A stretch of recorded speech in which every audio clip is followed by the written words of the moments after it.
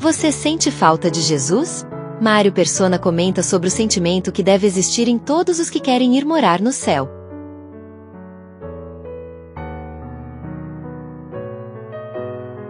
O importante é entender que lá não entra pecado.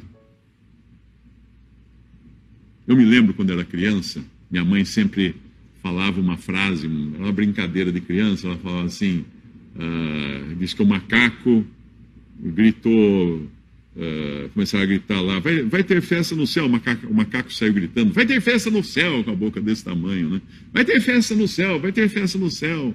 Aí alguém avisou assim, mas bicho de boca grande não pode entrar. Aí o macaco falou assim, coitadinho do jacaré. Na realidade é isso, essa é a história. Vai ter festa no céu, mas pecador não pode entrar com seus pecados. Coitadinho do pecador que ainda está nos seus pecados. O que você vai fazer com os seus pecados? Você tem. Você é um pecador. Todos pecaram e destituídos estão da glória de Deus, nos fala o apóstolo Paulo em Romanos. O que você vai fazer com seus pecados? Se no céu não entra um pecado. Quando Adão e Eva foram expulsos da presença de Deus no paraíso, a razão disso não foi uma tonelada de pecados.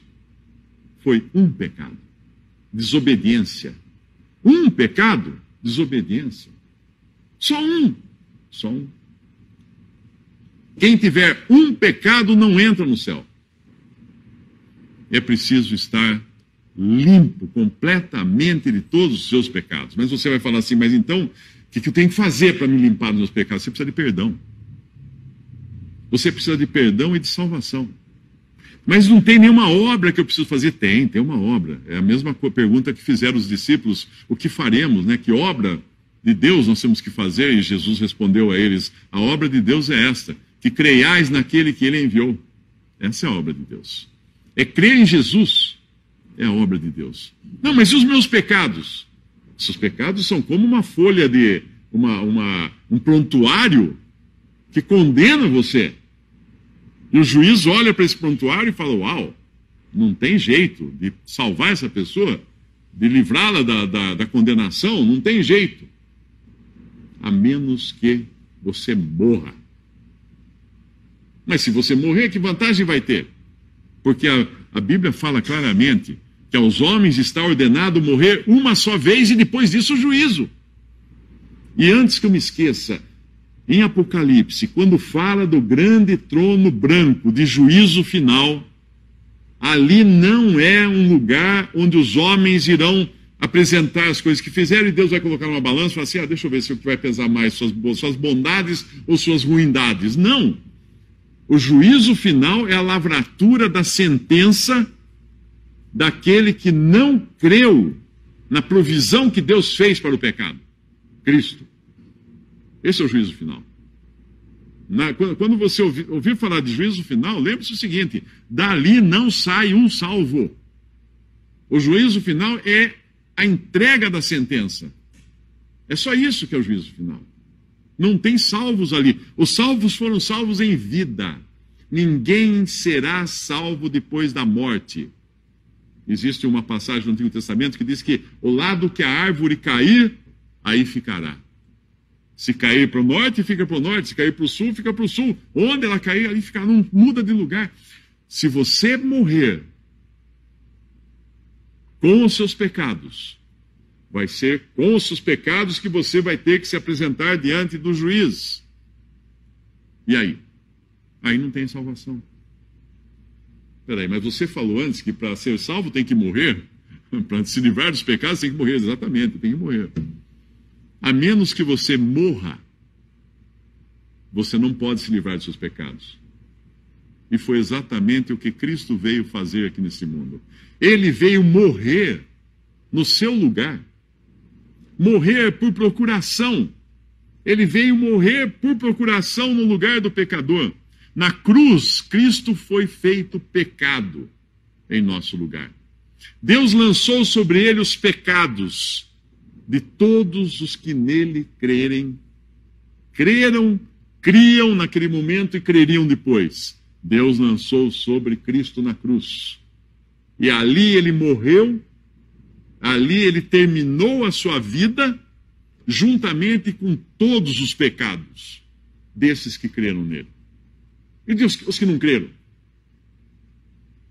Não estavam lá. Não estavam lá representados.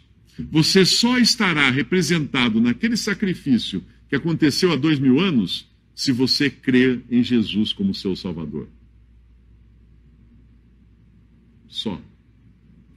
Porque você sabe que uma pessoa condenada à morte por um crime, o crime termina depois que ela morre. Assim funciona na lei humana. Eu me lembro quando começou aquele mensalão, e daí vieram a Lava Jato, toda essa questão de propinas e de corruptos e tudo, tinham vários parlamentares que estavam envolvidos nessa coisa, e uma vez colocaram uma lista dos parlamentares que estavam sendo investigados por crime de lavagem de dinheiro, corrupção e etc.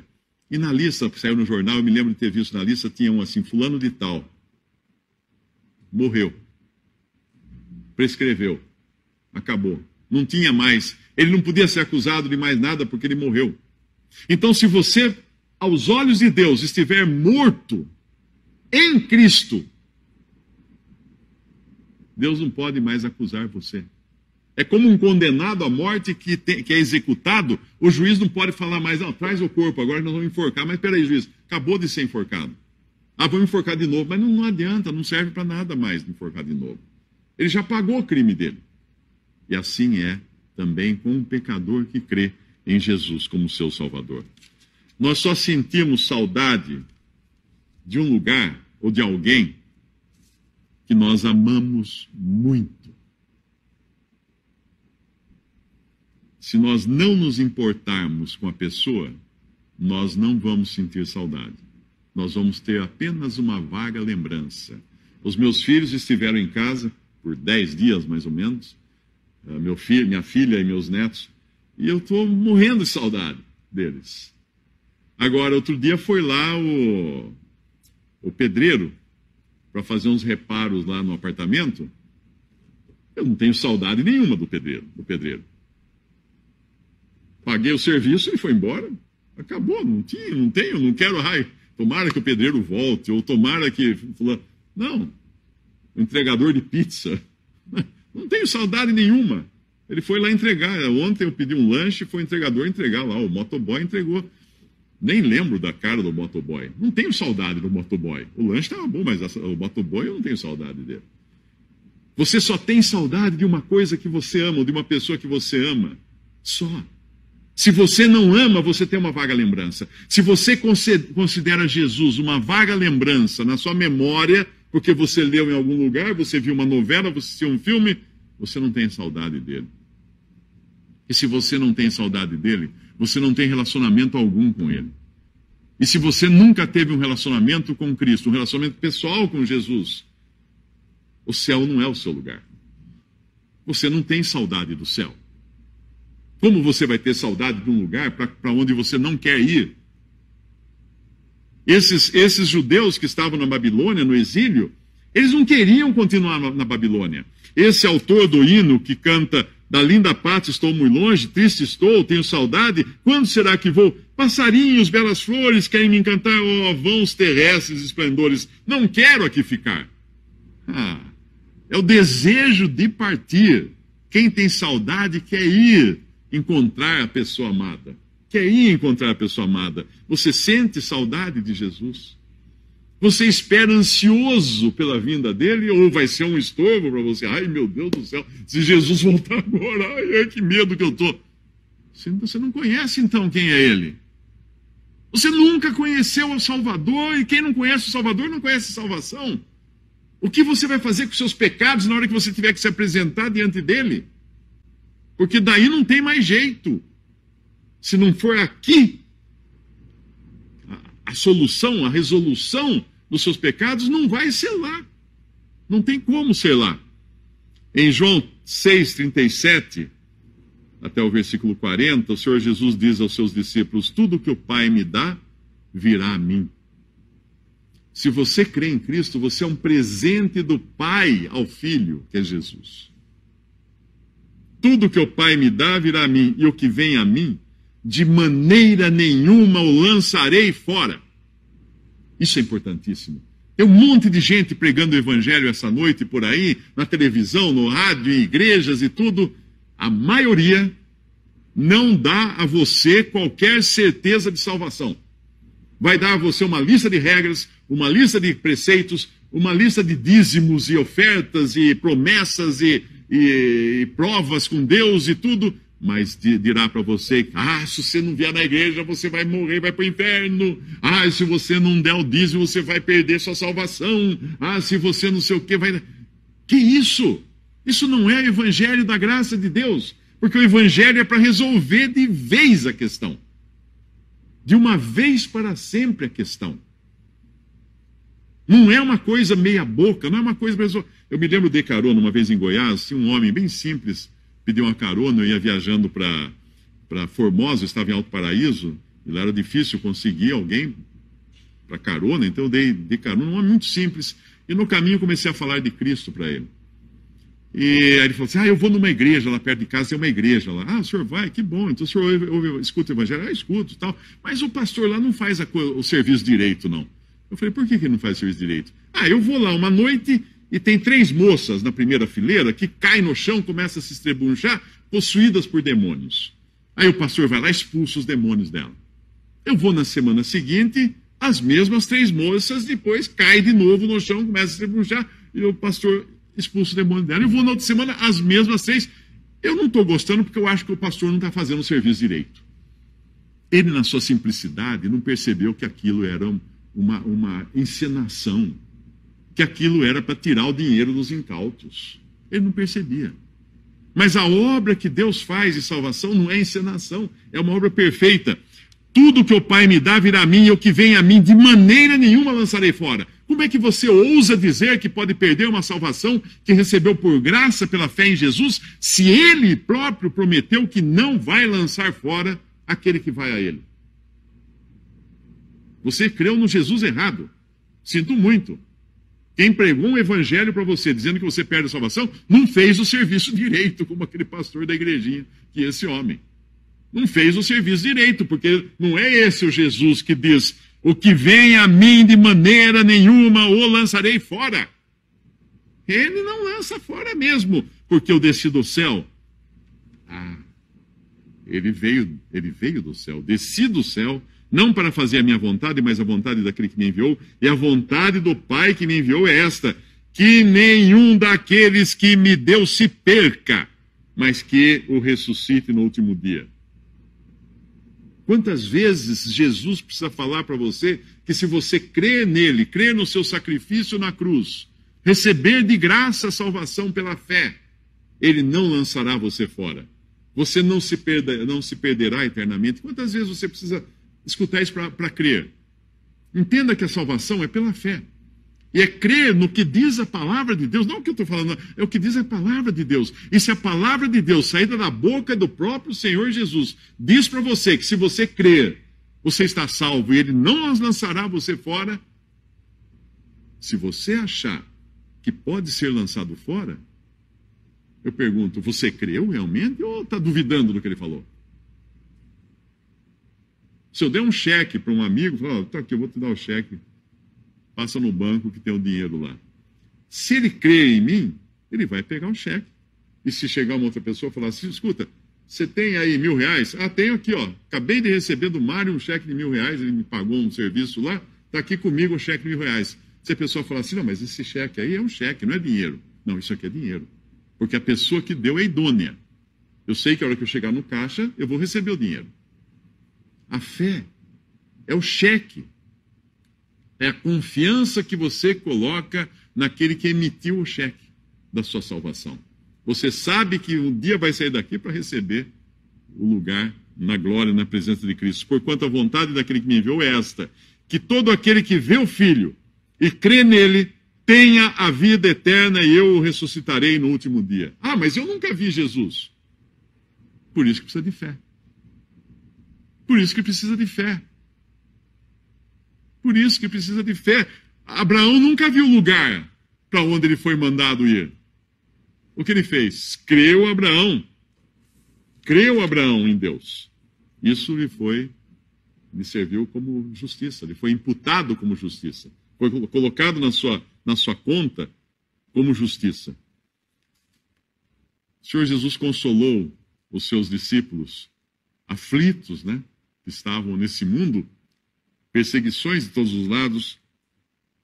Ele disse assim: não se turbe o vosso coração. Eu pergunto a você, você tem medo de morrer? Você tem medo do além, do desconhecido, do que existe do outro lado, passar do lado de lá dessa vida? O Senhor Jesus fala: não se turbe o vosso coração. Credes em Deus, crede também em mim, porque Ele é Deus. Jesus é Deus e homem. Credes em Deus, crede também em mim. Na casa de meu Pai há muitas moradas. Se não fosse assim, eu vou-lo teria dito. Vou preparar-vos lugar, e quando eu for e vos preparar lugar, virei outra vez e vos levarei para mim mesmo, para que onde eu estiver, estejais vós também. João 14, de 1 a 3. Quando meus netos vieram ao Brasil, com a minha filha, eles podiam dizer para as pessoas: nós vamos ao Brasil. E as pessoas: que bom, lá tem o Rio de Janeiro, tem o Pantanal, tem Brasília, tem várias atrações, não sei o quê. Daí minha filha: não, mas nós vamos visitar meus pais, meus primos, minhas tias. Isso que vocês vão fazer lá? É. Porque se elas viessem sem ir naqueles que estavam esperando por eles, não faria sentido a vinda. Percebe? Tem alguém esperando por você no céu. Só faz sentido você ir se for para se encontrar com essa pessoa que é Cristo. Só faz sentido ir naquele teatro que estava tendo aquela apresentação daquele artista famoso, se fosse na noite em que o artista se apresentaria. Qualquer outra noite não serviria. Não teria nenhuma graça, não teria nenhum valor. Quando os discípulos estavam, depois que Cristo morreu, ele ressuscitou, ele apareceu para os seus discípulos com todas as provas de que ele agora é um homem de carne e ossos. Pediu até, Tomé não acreditava, ele falou: me dê peixe, me dê um favo de mel, e comeu na frente deles mel e peixe, para eles perceberem que ali estava um homem. Coloca a mão em mim, Tomé, no meu lado, nas minhas mãos, veja que eu não sou um espírito, eu sou carne e ossos, palpável, tangível. Então ele deu todas as provas do que havia depois para aqueles que crescem nele. E aí ele subiu ao céu. Os discípulos foram com ele até o Monte das Oliveiras e ele partiu. Ele subiu e uma nuvem o encobriu. A passagem fala assim, em Atos 1, de 6 a 11: aqueles, pois, que se haviam reunido, perguntaram-lhe, dizendo: Senhor, restaurarás tu neste tempo o reino a Israel? Eles estavam pensando pequeno, os discípulos. Eles ainda não tinham ideia do que era a obra que Cristo tinha vindo fazer. Eles estavam esperando aquilo que os judeus no exílio esperavam, voltar para Jerusalém e morar de novo em Jerusalém, nessa terra, com os mesmos problemas que eles sempre tiveram. O Senhor responde para eles: não vos pertence saber os tempos ou as estações que o Pai estabeleceu pelo seu próprio poder, mas recebereis a virtude ou o poder do Espírito Santo, que há de vir sobre vós, e ser-me-eis testemunhas, tanto em Jerusalém como em toda a Judéia e Samaria, até os confins da terra. Testemunhas de quê? De que Cristo veio ao mundo, Cristo morreu, levou sobre si os nossos pecados, ressuscitou e subiu aos céus. Isso que eu estou testemunhando aqui para vocês. Eles seriam testemunhas disso. E ele continua dizendo, e a passagem continua dizendo assim: e quando dizia isto, vendo eles, foi elevado às alturas, e uma nuvem o recebeu, ocultando os seus olhos. E estando com os olhos fitos no céu, enquanto ele subia, eis que junto deles se puseram 2 varões vestidos de branco, que eram anjos, os quais lhes disseram: varões galileus, por que estáis olhando para o céu? Esse Jesus, esse mesmo Jesus, que dentre vós foi recebido em cima no céu, há de vir, assim como para o céu o vistes ir. Ele vai voltar. Por que ele vai voltar? Para levar vocês. Ele vem buscar vocês. Em 1 Tessalonicenses, capítulo 4, versículos 13 a 18, diz: não quero, porém, irmãos, que sejais ignorantes acerca dos que já dormem, que já haviam falecido. Isso aqui eram cristãos que estavam pesarosos, porque alguns tinham morrido e Cristo não tinha voltado ainda. E Paulo escreve a eles assim: não quero que sejais ignorantes acerca dos que já dormem, para que não vos entristeçais como os demais que não têm esperança. Quem são os demais que não têm esperança? Aqueles que não têm saudades de Jesus, aqueles que nunca creram em Jesus, aqueles que nunca o conheceram para poder sentir saudade dele. Aqueles para quem Jesus é o mero pedreiro ou entregador de pizza. Sabe que ele existe, ele veio aqui, tudo bem, mas foi embora, não tenho saudade nenhuma dele. Como os demais que não têm esperança, porque não esperam o Senhor voltar. Porque se cremos que Jesus morreu e ressuscitou, assim também aos que em Jesus dormem ou faleceram, Deus os tornará a trazer com ele. Dizemos-vos, pois, isto pela palavra do Senhor, que nós, os que ficarmos vivos para a vinda do Senhor, não precederemos os que dormem. Porque o mesmo Senhor descerá do céu com alarido e com voz de arcanjo e com a trombeta de Deus, e os que morreram em Cristo ressuscitarão primeiro. Depois nós, os que ficarmos vivos, seremos arrebatados, juntamente com eles nas nuvens, a encontrar o Senhor nos ares. E assim estaremos sempre com o Senhor.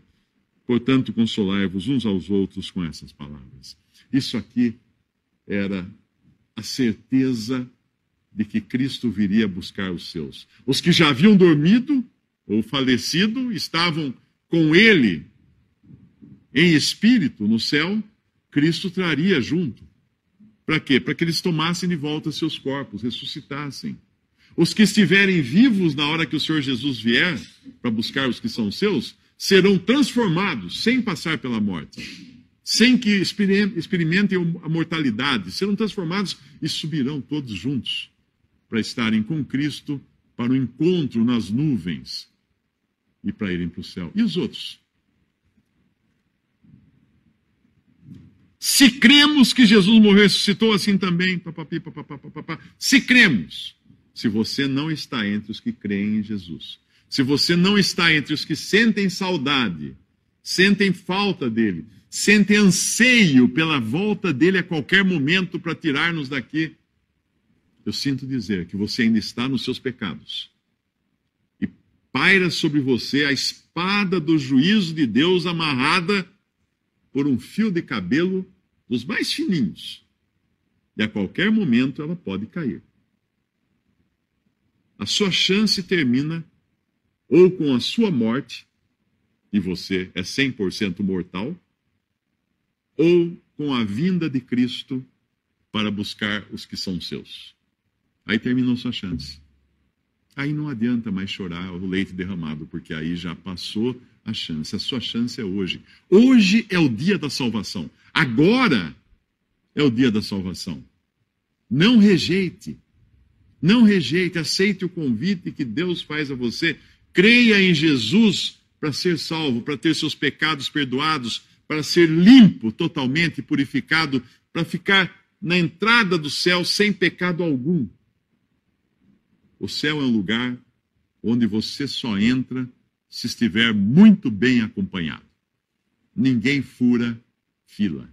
Ninguém entra lá de furão, como se dizia nos tempos de festa de jovens, né? Aquele ali é furão, entrou aí sem ser convidado. No céu você só entra bem acompanhado, e muito bem acompanhado. No céu você só entra estando em Cristo. Esse é o seu passaporte para o céu. Você sente saudade do céu? Você sente falta de Jesus?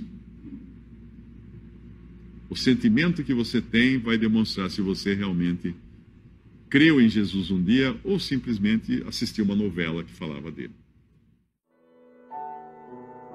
Visite respondi.com.br. Visite também 3minutos.net.